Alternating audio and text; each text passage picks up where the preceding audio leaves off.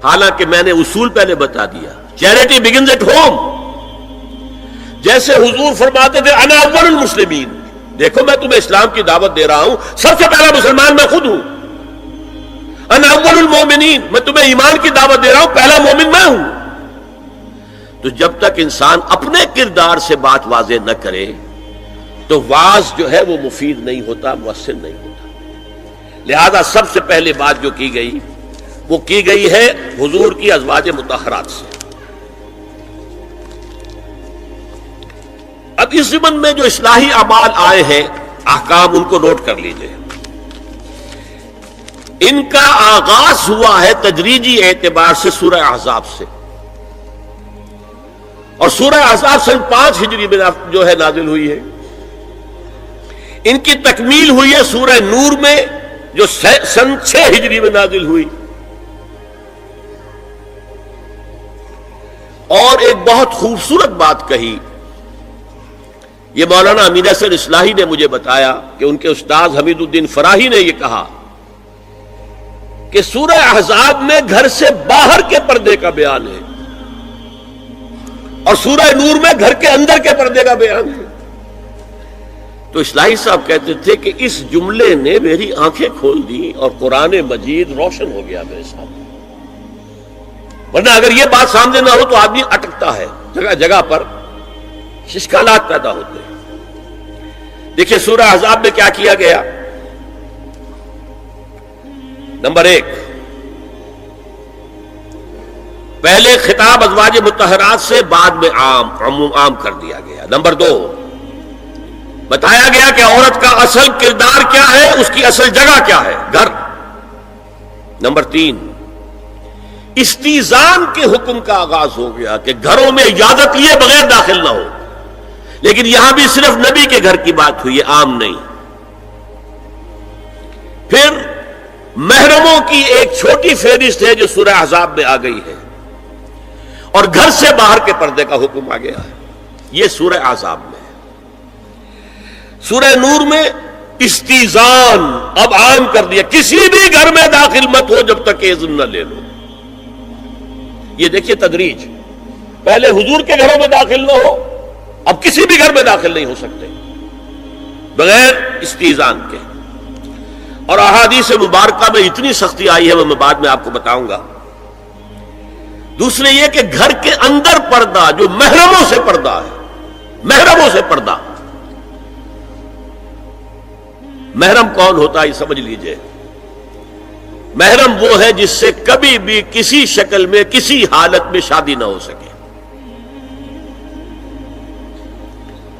اب ایک آدمی جو ہے اس کے گھر میں فرض کیجئے کہ ایک بہن ہے، تو اس بہن کی دوسری بہن سے وہ شادی نہیں کر سکتا. لیکن اگر وہ بیوی مر گئی تو کر سکتا ہے کہ نہیں؟ اس لیے وہ محرم نہیں ہے، نامحرم. سالی نامحرم ہے. آپ کا بھائی ہے، اس کی بیوی ہے، بھابھی ہے آپ کی، آپ دیور ہیں، بھابھی سے شادی تو نہیں کر سکتے. لیکن اگر بھائی کا انتقال ہو جائے تو آپ شادی کر سکتے. تو شادی ہو سکتی ہے تو وہ محرم نہیں ہوا، وہ نامحرم ہے. محرم صرف وہی ہے جس سے کبھی کسی حال میں شادی کا امکان نہ ہو. اس کی ابتدائی فہرست جو ہے سورہ احزاب میں ہے، تفصیلی فہرست جو ہے وہ سورہ نور میں ہے. اب دیکھیے گھر کے اندر بیٹھنے سے متعلق کیا بات کہی گئی. بزار اور ترمذی میں حضرت عبداللہ ابن مسعود سے نبی ایک کا یہ ارشاد نقل ہوا ہے، ان المرأۃ عورۃ، عورت چھپا کر رکھنے کی چیز ہے. ہمارے ایک نوجوان ساتھی نے ایک دفعہ مضمون لکھا تھا بڑا پیارا. انہوں نے کہا کہ قرآن مجید میں جو اشارات ہیں، حور مقصورات فی الخیام، وہ حوریں جو ہوں گی وہ خیموں کے اندر ہوں گی، وہیں رہیں گی. قصر کہتے روک دینے کو، باہر نہیں نکلتی. وہ مقصورات فی الخیام، حوروں کا کأنہن لؤلؤ مکنون، ایسے ہوں گے کہ جیسے کہ موتی جسے چھپا کر رکھا جائے. عورت چھپا کر رکھنے کی شے ہے. المرأۃ کلھا عورۃ، عورت کہتے ہیں اس کو ہے جسے چھپا کر رکھا جائے. ان المرأۃ عورۃ فاذا خرجت، جب وہ گھر سے نکلتی ہے استشرفھا شیطان، اب شیطان جو ہے اس کو طاق میں رکھتا ہے. واقرب ما تکون برحمت ربھا وہی فی قعر بیتھا، وہ اپنے رب کی رحمت سے قریب ترین ہوتی ہے جبکہ اپنے گھر کے بھی کسی اندرونی حصے میں ہو.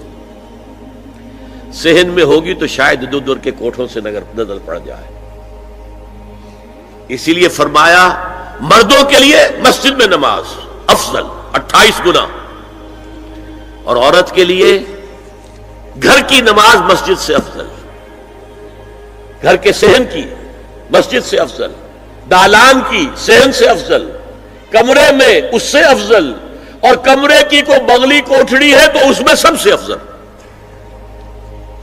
یہ احادیث نبی اکرم صلی اللہ علیہ وسلم مزاج ہے نا، اس سے بن رہا ہے، ایک معاشرت وجود میں آ رہی ہے.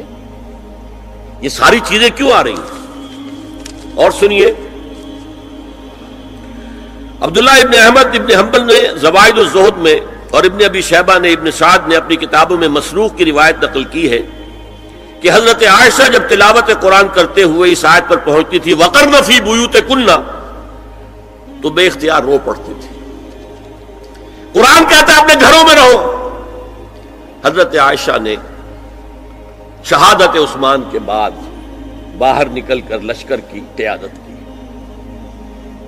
پھر ساری عمر افسوس رہا کہ میں نے غلط کام کیا.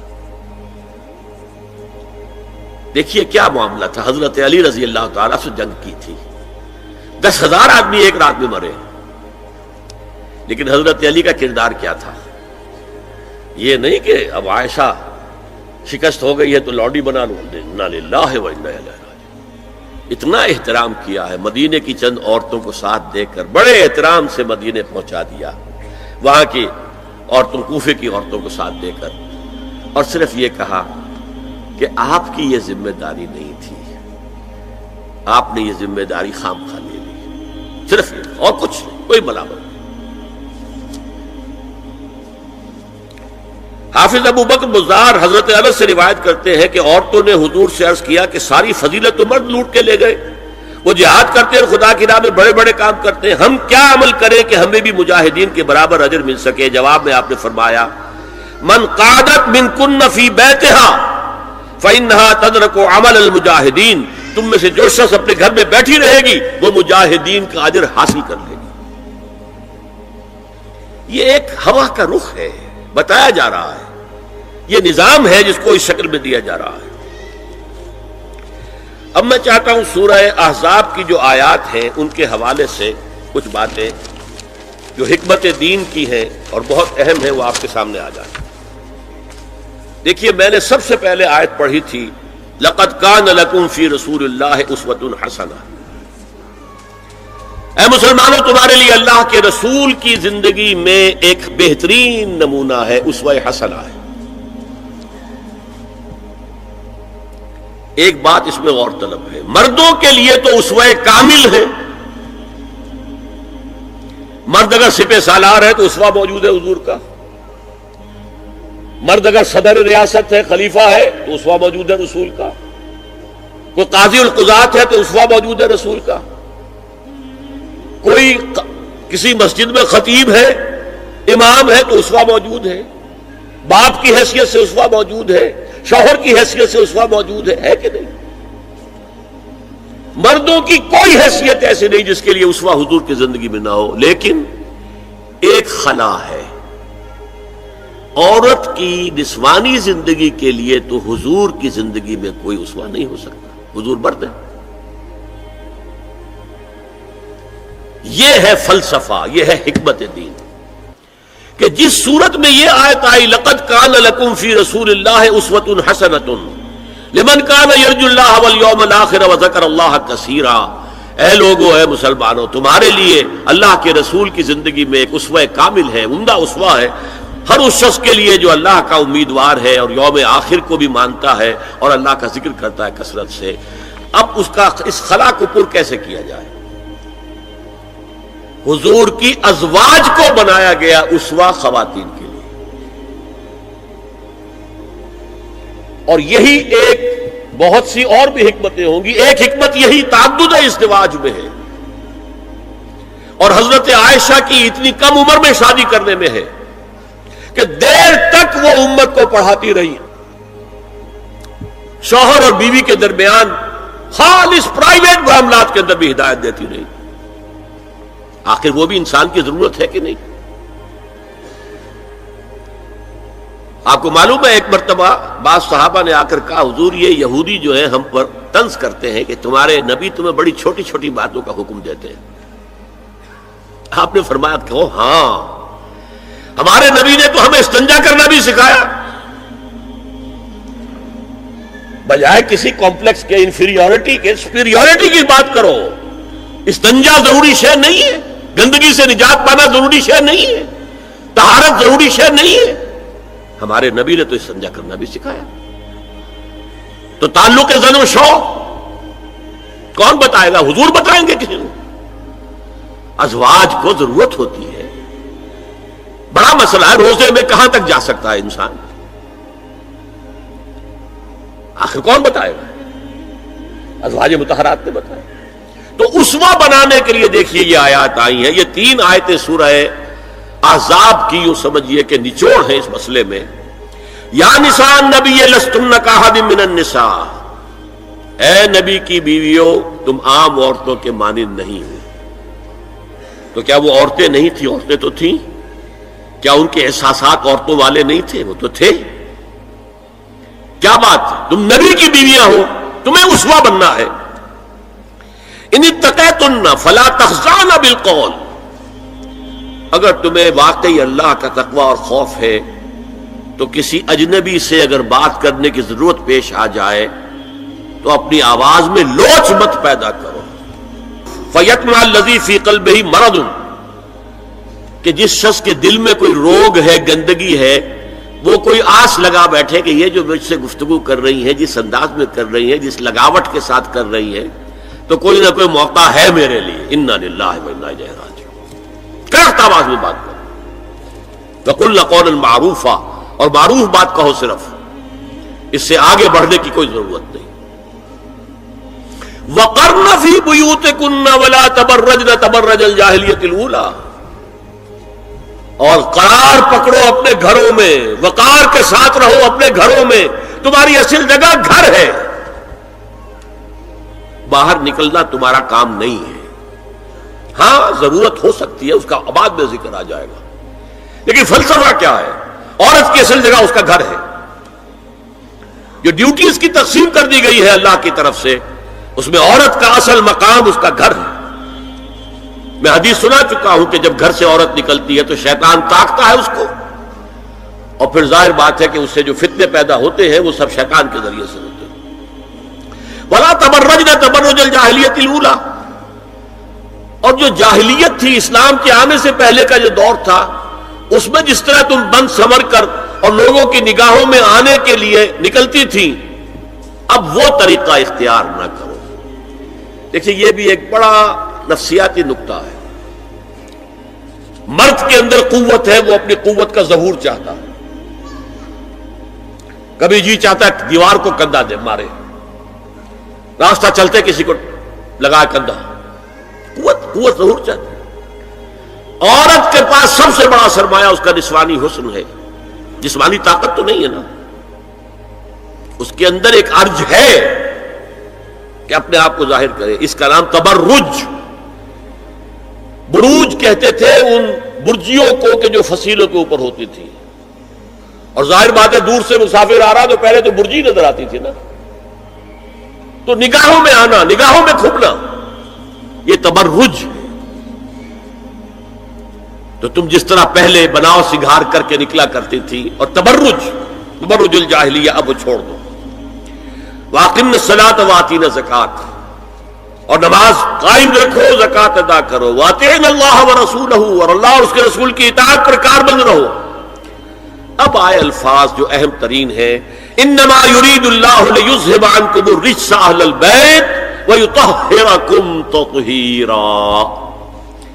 اے نبی کے گھر والیوں, اللہ یہ چاہتا ہے کہ تم سے ہر طرح کی برائی، ہر طرح کی ناپاکی کو دور کر دے اور تمہیں پاک کر دے. پاک کرنا کر خوب خوب خوب خوب. تطہیرا یطہرکم تطہیرا. کیوں؟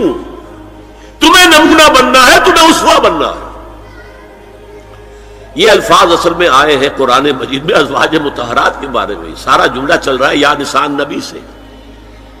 ہمارے کچھ دوستوں نے اس کو کہا ہے کہ اہل بیت سے مراد حضرت علی، حضرت فاطمہ، حضرات حسنین ہیں. وہ بھی حضور نے فرمایا. میں نے ایک ٹی وی مذاکرے کے اندر بھی جب کچھ حضرات کہہ رہے تھے کہ اہل بیت تو اصل میں وہ ہیں، میں نے کہا نہیں، اصل میں بیویاں ہیں لیکن وہ بھی اہل بیت ہیں. حضور نے ایک چادر میں جب سمیٹا سب کو تو یہ بھی اللہم ہؤلاء اہل بیت، یہ بھی میرے اہل بیت ہیں. سلمان منا اہل البیت، سلمان بھی ہمارے اہل بیت میں سے جو جتنا قریب ہوا. لیکن قرآن میں یہ لفظ آتا ہے صرف بیویوں کے لیے، ازواج کے لیے. حضرت ابراہیم کے پاس جب فرشتے آئے تھے حضرت اسحاق کی ولادت کی خبر دینے کے لیے، تو جب حضرت سارہ نے سنا تو وہ آئیں اپنے 72 مارتی ہوئی اپنے پیشانی پر. آلد وانا عجوز وہذا بالی شیخا، کیا میں جلوں گی اب جبکہ میں بوڑھی پھوس ہو گئی ہوں اور میرا یہ شوہر جو ہے یہ بھی بڈھا پھوس ہے. 100 برس کی عمر تھی حضرت ابراہیم علیہ السلام کی، اور کتنی ہوگی اس کے آس پاس ہی ہوگی، 90-95 حضرت سارہ ہوگی. اس کو فرشتوں نے کہا تھا کہ کیا آپ اللہ کی رحمت سے مایوس ہو گئی؟ السلام علیکم وبرکاتہ اہل البیت، اے نبی کے گھر والی، اے نبی کے گھر والوں، تم پر اللہ کی سلامتی ہو، رحمت ہو. تو اہل بیت کا لفظ قرآن میں 2 جگہ آیا ہے، یا حضرت سارہ کے لیے حضرت ابراہیم کی زوجہ، اور یا نساء النبی. تمہیں تو پاک کرنا ہے، پوری طرح پاک کرنا ہے، پوری طرح پاک کرنا ہے تاکہ تم اسوہ بن جاؤ. جو خلا ہے اسوہ محمدی میں صلی اللہ علیہ وسلم، وہ تمہارے ذریعے پورا کرنا ہے. اس لیے پہلا خطاب جو ہے، اب یہ دونوں باتوں سے ہو گیا. ایک تو چیریٹی بگنز ایٹ ہوم، جو بھی اصلاح کا عمل ہو گھر سے ہونا چاہیے. اور نمبر 2 یہ کہ ازواج مطہرات کو امت کی تمام خواتین کے لیے ہمیشہ کے لیے اسوہ بنانا ہے.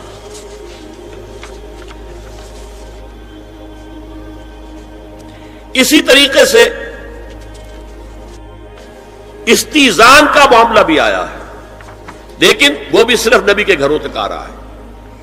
یا ایھا الذین آمنوا لا تدخلوا بیوت النبی حتی یؤذن لکم.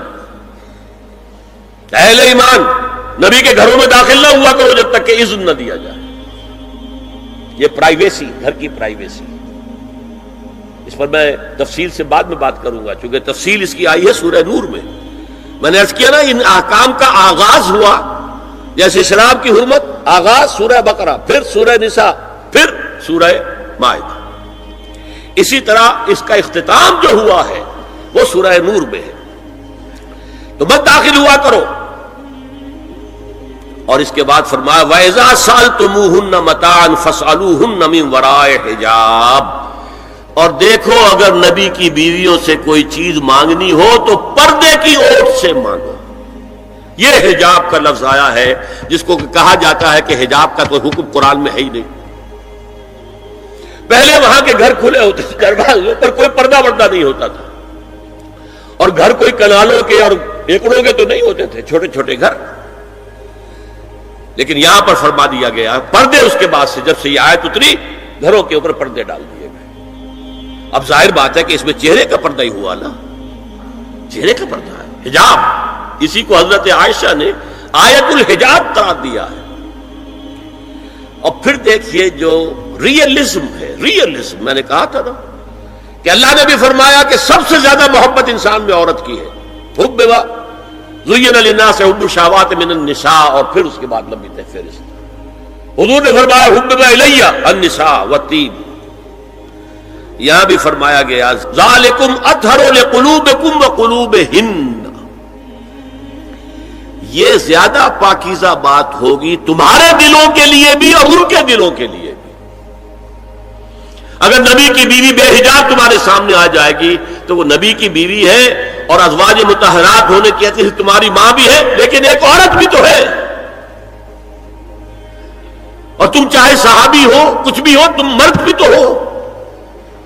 یہ مرد اور عورت کے درمیان جو کشش ہے یہاں بھی اس کا ساس.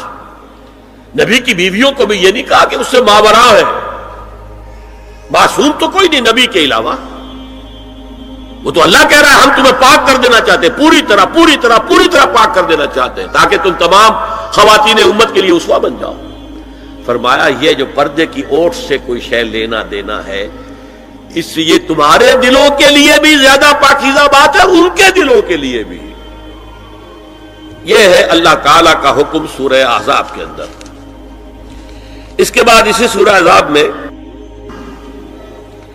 اس سے جو مستثنا ہے گھروں میں اذن لیے بغیر بھی داخل ہو سکے, جن کے سامنے ازواج مطہرات اپنے کھلے چہرے کے ساتھ آ سکتی تھی, ان کی ایک فہرست دی گئی. یہ مختصر فہرست ہے. لا جناح علیہن فی آبائہن ولا ابنائہن ولا اخوانہن ولا ابناء اخوانہن ولا ابناء اخواتہن ولا نسائہن وما ملکت ایمانہن واتقین اللہ ان اللہ کان علی کل شیء شہیدا. کوئی حرج نہیں ہے ازواج مطہرات پر ان کے باپوں کے سلسلے میں. ابو بکر آئے تو جائے سیدھے حضرت عائشہ کے حجرے میں, کون روکے گا. اور بیٹوں کے اور ان کے بھائیوں کے اور ان کے بیٹوں کے بھائی بھتیجے اور ان کی بہنوں کے بیٹے یعنی بھانجے. ولا نسائہن اس کو میں چاہتا ہوں نوٹ کریں آپ, اپنی عورتیں, جان پہچان کی عورتیں, اجنبی عورتیں نہیں. اس پر مزید گفتگو ہوگی سورہ نور کے حوالے سے. ولا ما ملکت ایمانہن, اور جو ان کے ملک یمین ہے. ان میں ایک رائے یہ ہے کہ مراد صرف باندیاں ہیں اور ایک مراد یہ ہے کہ اس میں مرد غلام بھی شامل ہے. ایک رائے یہ ہے کہ مرد غلام جب تک کہ ابھی وہ بالغ نہ ہو, بچہ ہو. بہرحال یہ آراء ہے علیحدہ. واتقین اللہ ان اللہ کان علی کل شیء شہیدا, اور اللہ کا تقوی اختیار کرو, یقیناً اللہ ہر چیز کو دیکھ رہا ہے. اب آئیے سورہ نور کی طرف. اب میں یہاں پر سورہ نور میں آغاز جو ہوا ہے سورہ نور کا وہ سب کو معلوم ہے. زنا کی کیا حد ہے, سزا کیا ہے. غیر شادی شدہ زانی یا زانیہ اس کی سزا 100 کوڑے, اور اگر کوئی الزام لگائے اور ثبوت پیش نہ کر سکے, 4 گواہ نہ لا سکے تو قذف کی حد کیا ہے 80 کوڑے. اس کے بعد اصل میں جو زنا کا سد باب کرنے کے لیے احکام ہے وہ آئے ہیں. چنانچہ اس میں سب سے پہلے کیا ہوا, استیزان کا حکم بڑی تفصیل کے ساتھ آیا, بہت تفصیل کے ساتھ آیا. یا ایھا الذین آمنوا لا تدخلوا بیوتا غیر بیوتکم حتی تستأنسوا وتسلموا علی اہلها ذالکم خیر لکم لعلکم تذکرون. اہل ایمان ہرگز مت داخل ہو اپنے گھروں کے علاوہ کسی اور گھر میں جب تک کہ تم ان کے ساتھ مانوس نہ ہو جاؤ, اذن نہ لے لو, ان پر سلام نہ کرو, یہی تمہارے لیے خیر بہتر ہے. اس کے بعد تفصیل آئی ہے, اس میں میں اس وقت نہیں جا رہا ہوں. اور جو لوگ اس پر عمل نہیں کرتے ان کے بارے میں قرآن مجید کیا کچھ اطلع علیک بغیر اذن فخذفتہ بحصاۃ ففقعت عینہ ما کان علیک من جناح, متفق علیہ, بخاری اور مسلم دونوں کی ہے. اگر کوئی شخص تمہارے گھر میں بغیر اجازت کے داخل ہو جائے اور تم اس کی سزا کے طور پر اس پر کنکریاں پھینکو اور اس کی آنکھ پھوٹ جائے کنکری سے تو تم پر کوئی گناہ نہیں ہے. بغیر اجازت کے گھر میں آ گیا ہے, بغیر اذن کے, بغیر استئذان کے کنکریاں مارو اور کنکری سے آنکھ پھوٹ جائے, فما کان علیک من جناح, کوئی حرج نہیں. اسی طرح آیا ہے من اطلع دار قوم بغیر اذنہم ففقعوا عینہ فقد حضرت عینہ, یہ ابو داؤد کی روایت ہے. جو شخص بغیر اذن لیے کسی کے گھر میں داخل ہوا ہے اور اگر اس نے اس کی آنکھ پھوڑ دی تو اس کے اوپر کوئی ہرجانہ نہیں ہے, کوئی اس کی دیت نہیں, کوئی ہرجانہ نہیں. اجازت لینے کے ضمن میں کیا ہے, حضور نے طریقہ بتایا. 3 مرتبہ پکارنے کی حد مقرر کر دی اور فرمایا اگر تیسری مرتبہ پکارنے پر بھی جواب نہ آئے تو واپس ہو جاؤ. قرآن میں بھی ہے اذا قیل لکم ارجعوا فارجعوا، اگر تو وہ کہتے چلے جاؤ، ملاقات نہیں ہو سکتی چلے جاؤ. ہاں اگر آپ ٹائم لے کر آئے ہیں تب بات دوسری ہے، پھر تو اس کو ملنا ہے. لیکن آپ ایسے ہی پہنچ گئے ہیں، پتہ نہیں وہ اپنی کس مصروفیت میں ہے، آپ کا حق نہیں ہے کہ وہ آپ کو ریسیو کرے اور آپ سے بات کرے. اذا قیل لکم ارجعوا فارجعوا، اور برا نہ مانو کہ میرا یہ معاملہ کیا، میں آیا تھا اور مجھے جو ہے مجھ سے ملاقات نہیں کی. نہیں. اور اس سلسلے میں ایک بڑا دلچسپ واقعہ ہے. ایک مرتبہ آپ حضرت سعد ابن عبادہ کے ہاں گئے اور السلام علیکم ورحمۃ اللہ کہہ کر 2 دفعہ اجازت طلب کی، مگر اندر سے جواب نہ آیا. تیسری مرتبہ جواب نہ ملنے پر آپ واپس ہو گئے. حضرت سعد اندر سے دوڑ کر آئے اور عرض کیا یا رسول اللہ میں آپ کی آواز سن رہا تھا، مگر میرا جی چاہتا تھا کہ آپ کی زبان مبارک سے میرے لیے جتنی بار بھی سلام و رحمت کی دعا نکل جائے اچھا ہے. تیسری مرتبہ بھی آپ کہے. پھر دوڑ کر آئے اور لپٹ گئے حضور سے صلی اللہ علیہ وسلم. یہ ہے استیزان کا معاملہ. اب آ رہی ہے اصل آیت. قل للمؤمنین یغضوا من ابصارهم ویحفظوا فروجهم ذلک ازکی لهم ان اللہ خبیر ما یصنعون. وقل للمؤمنات یغضضن من ابصارهن ویحفظن فروجهن ولا یبدین زینتهن الا ما ظهر منها وَلْيَضْرِبْنَ بِخُمُرِهِنَّ عَلَى جُيُوبِهِنَّ وَلَا يُبْدِينَ زِينَتَهُنَّ إِلَّا لِبُعُولَتِهِنَّ أَوْ آبَائِهِنَّ أَوْ آبَاءِ بُعُولَتِهِنَّ أَوْ أَبْنَائِهِنَّ أَوْ أَبْنَاءِ بُعُولَتِهِنَّ أَوْ إِخْوَانِهِنَّ أَوْ بَنِي إِخْوَانِهِنَّ أَوْ بَنِي أَخَوَاتِهِنَّ أَوْ نِسَائِهِنَّ أَوْ مَا مَلَكَتْ أَيْمَانُهُنَّ أَوِ التَّابِعِينَ غَيْرِ أُولِي الْإِرْبَةِ مِنَ الرِّجَالِ أَوِ الطَّفْلِ الَّذِينَ لَا يَظْهَرُوا عَلَى عَوْرَاتِ النِّسَاءِ وَلَا يَضْرِبْنَ بِأَرْجُلِهِنَّ لِيُعْلَمَ مَا يُخْفِينَ مِنْ زِينَتِهِنَّ وَتُوبُوا إِلَى اللَّهِ جَمِيعًا أَيُّهَا الْمُؤْمِنُونَ لَعَلَّكُمْ تُفْلِحُونَ. یہ لمبی آیت ہے. اہل ایمان، اے نبی کہہ دیجئے اہل ایمان مردوں سے اپنی نگاہیں نیچی رکھا کریں اور اپنی شرمگاہوں کی حفاظت کریں. یہی ان کے لیے زیادہ پاکیزہ عمل ہے. ان اللہ خبیر بما یصنعون، اور جو کچھ وہ کر رہے ہیں اللہ اس سے واقف ہے. وقل للمؤمنات یغضضن من ابصارهن، اور مومن عورتوں سے بھی کہہ دیجئے کہ وہ اپنی نگاہیں جو ہے نیچی رکھا کریں. ویحفظن فروجهن، اپنی شرمگاہوں کی حفاظت کریں. ولا یبدین زینتهن الا ما ظهر منها، اور اپنی زینت کو ظاہر نہ کیا کریں سوائے اس کے کہ جو بالکل ظاہر ہو جائے، از خود ظاہر ہو. دیکھیے سب سے پہلے میں آپ کو بتا چکا ہوں کہ یہ گھر کے اندر کا پردہ ہے. نگاہیں نیچی رکھنا گھر کے مرد بھی اور گھر کی عورتیں بھی. یہ کیوں کہا گیا؟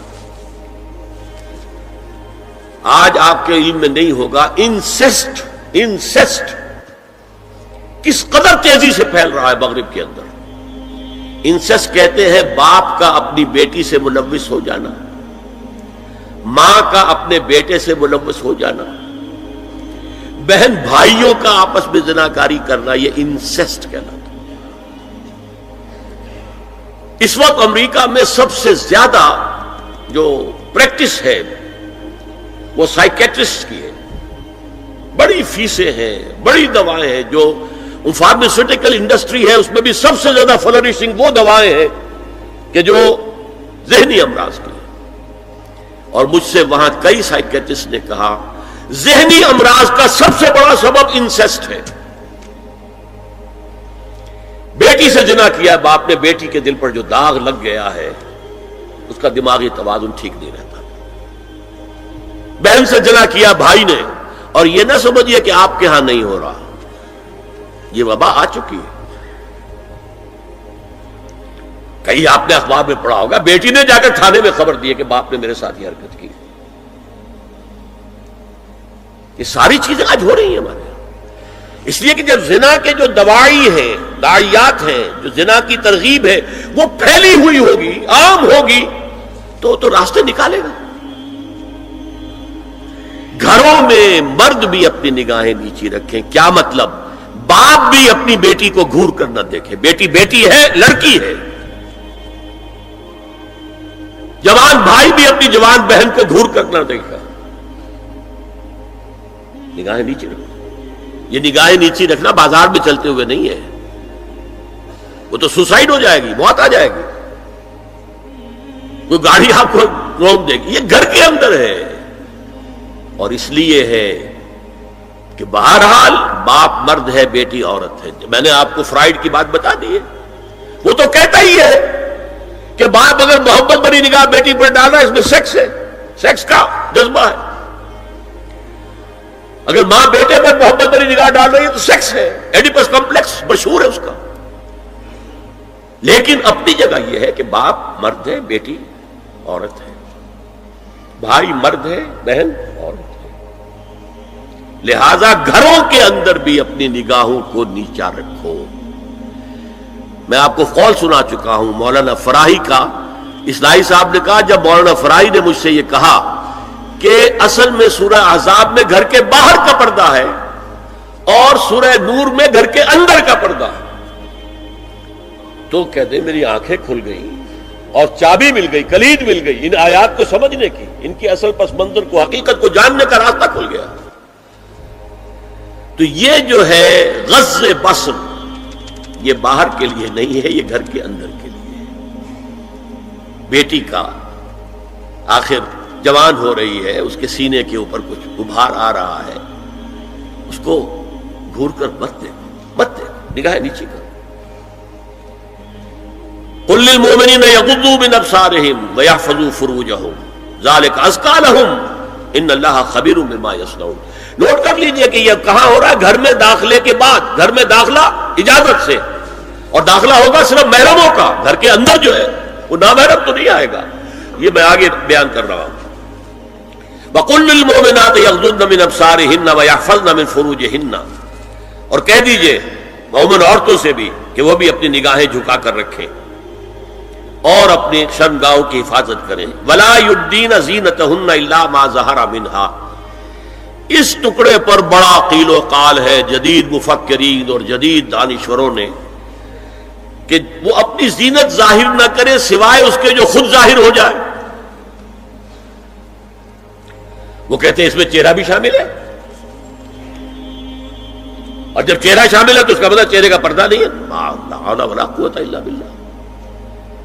آپ کو بہت سے حضرات نے وہ پڑھی ہوگی بحث جو جنگ میں ہو گئی تھی. ایک صاحب وہ انسٹیٹیوٹ آف پالیسی اسٹڈیز اس کے اسکالر ہیں، ریسرچ کا، انہوں نے لکھ دیا کہ الا ما ظہر منہا میں چہرہ ظاہر ہے، شامل ہے، لہذا پردہ نہیں ہے. اور ارشاد احمد حقانی صاحب نے بھی زوردار اس کے اوپر جو ہے وہ تائید لکھ دی، اور گویا کہ کہا کہ اب تو مسئلہ ہی طے ہو گیا. جب ایک ریسرچ اسکالر کہہ رہا ہے تو یہ مولوی ملاٹے جو کہتے پڑھتے ہیں کہ یہ عورت کا جو چہرے کا پردہ ہے، تو بات ختم ہو گئی. The matter is closed. میں نے صرف ایک جواب دیا کہ اس شخص نے جو بڑا ریسرچ اسکالر تھا، پہلے یہ لکھا ہے کہ سورہ نور کی ان آیات میں سطر کے احکام آ رہے ہیں، تو پھر یہاں پردے کا چہرے کا معاملہ کیا ہو؟ سطر میں تو پردہ چہرہ شامل نہیں ہے. محرموں سے پردہ کیا ہے؟ محرموں سے اس کا نام سطر ہے. عورت کا پورا جسم سطر ہے سوائے چہرے کی ٹکیا اور یہ ہاتھ اور یہ پاؤں، بس. کیا مطلب ہے؟ بھائی بھی نہیں دیکھ سکتا بہن کے جسم کا کوئی اور حصہ، باپ بھی نہیں دیکھ سکتا بیٹی کے جسم کا کوئی حصہ. یہ سطر ہے. سطر محرموں سے پردہ ہے. اس سے آگے صرف شوہر یا حسب ضرورت طبیب، سرجن، بس. یہ محرموں کا پردہ. گھر میں عورت رہے گی تو سطر کے ساتھ رہے گی. محرم آئیں گے، چچا اس کا محرم ہے، آئے گا، لیکن وہ بھی تو مرد ہے نا. چہرہ تو نہیں ڈھانپے گی اس لیے کہ محرم ہے، لیکن باقی جسم سطر. عورت کا پورا جسم سطر ہے سوائے چہرے کی ٹکیا. بال بھی سطر میں شامل ہے.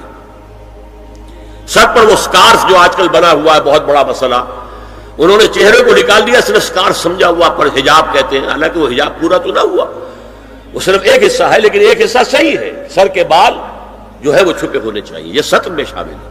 چہرے کی ٹکیا ہے جو سطر سے باہر ہے، ہاتھ ہے پونچوں سے باہر، اور پیر ہے ٹخنوں سے نیچے، بس اللہ اللہ خیر سے۔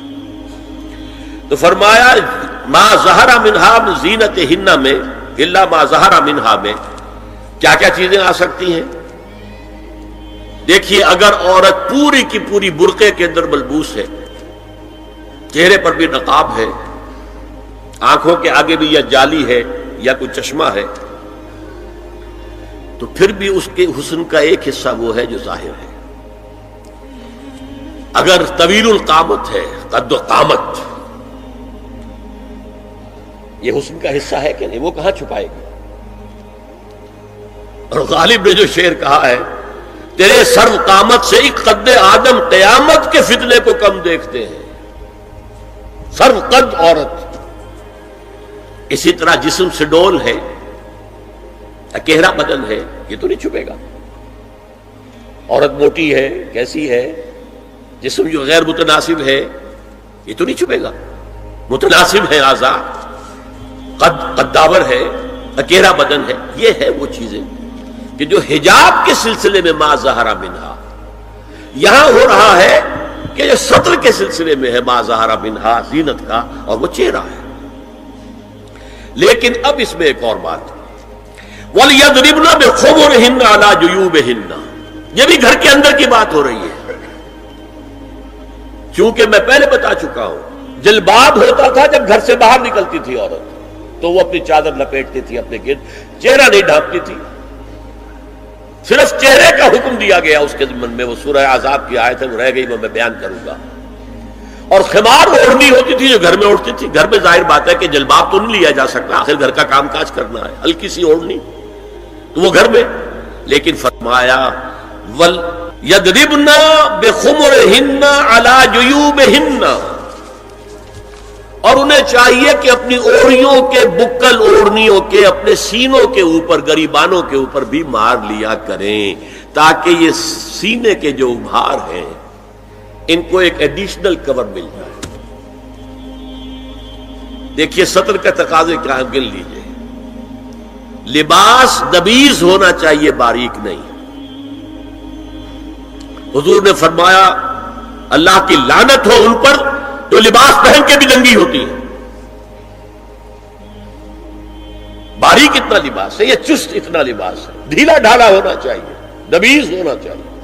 لباس کے اندر یہ دو حصے جو ہیں وہ لازم ہیں۔ اور پھر سینے پر، اب ظاہر بات ہے کرتا پہنا ہوا ہے، ڈھیلا ڈھالا ہے، پھر بھی یہ سینے کے ابھار تو ظاہر ہو جائیں گے۔ ان پر ایک اضافی اوڑھنی سر پر سے لے کر اور اپنے اس گریبان کے اوپر بکل مار لینا، تاکہ یہ جو نسوانی حسن کا دوسرا مظہر ہے، پہلا چہرہ سب سے بڑا چہرہ۔ اب جو لوگ کہتے چہرے کا پردہ نہیں ہے، تو خدا کے بندو پھر پردے کی ضرورت کیا ہے؟ نسوانی حسن اگر اس میں اٹریکشن ہے، وہ کہاں ہوتا ہے سب سے بڑھ کر؟ مظہر اول کون سا ہے؟ نسوانی حسن کا چہرہ ہی تو ہے۔ اب میں ذرا شرم کے ساتھ کہہ رہا ہوں، لیکن یہ اپنی شاعری کے کچھ الفاظ آپ کو سنا رہا ہوں۔ یہ لب لعلین کہاں ہوتے ہیں؟ چہرے پر ہوتے ہیں یا کہیں اور ہوتے ہیں؟ یہ عارض گلگوں یہ کہاں ہوتے ہیں؟ چہرے پر ہوتے ہیں یا کمر میں لگے ہوتے ہیں؟ یہ چاہے زقن، تھوڑی میں اگر کچھ کھڈا پڑا ہوا ہو، چاہے زقن، یہ تعریفیں جو شاعری میں ہوتی ہیں، یہ کہاں ہوتا؟ یہ مشگاں کے تیر یہ کہاں ہوتے ہیں؟ یہ نرگسی آنکھیں یہ کہاں ہوتی ہیں؟ اور ستواں ناک یہ کہاں ہوتی ہے؟ چہرہ ہی تو ہے، سب سے بڑی اٹریکشن تو چہرہ، اسی کو نہ چھپایا تو پھر اور کیا چھپایا؟ ہاں دوسری چیز، چھاتی کے ابھار بہت اٹریکٹیو ہوتے ہیں انسان کے لیے۔ اس کے لیے یہ ہے کہ وَلْيَضْرِبْنَ بِخُمُرِهِنَّ عَلَى جُيُوبِهِنَّ، کرتا بھی دبیز کپڑے کا ہو، کرتا جو ہے ڈھیلا ڈھالا بھی ہو، شلوار اور دبیز تر کپڑے کی ہو، ڈھیلی ڈھالی ہو، اور اوڑھنی کا بکل جو ہے اپنے سینے پر مار لیا جائے۔ اب اس کے بعد فرمایا وَلَا يُبْدِينَ زِينَتَهُنَّ إِلَّا لِبُعُولَتِهِنَّ. اب یہاں یہ زینت کا لفظ آ رہا ہے چہرے کے لیے، اور چہرے ہی میں کچھ سنگھار بھی ہوتا ہے. کوئی سرما لگایا ہوا ہے، فرض کیجئے کسی اور طرح کا کوئی زیور پہنا ہوا ہے، گلے میں پڑا ہے، کانوں میں بندے ہیں وغیرہ وغیرہ، یہ زینت چہرہ، اور اس کے ساتھ کوئی بناؤ سنگھار کا معاملہ جس کی کہ حضور صلی اللہ علیہ وسلم نے تلقین کی ہے. عورت کو گھر میں بن سور کر رہنا چاہیے، شوہر کے لیے ایٹریکٹیو رہنا چاہیے. خاص طور پر شوہر جب آنے والا ہے شام کو دفتر سے، اس وقت عورت جو ہے بن سور کر رہے ہیں. اس لیے کہ اصل مقصد کیا ہے؟ جتنی بھی انسان میں سیکشول انرجی ہے وہ مرکوز رہے شوہر اور بیوی کے درمیان.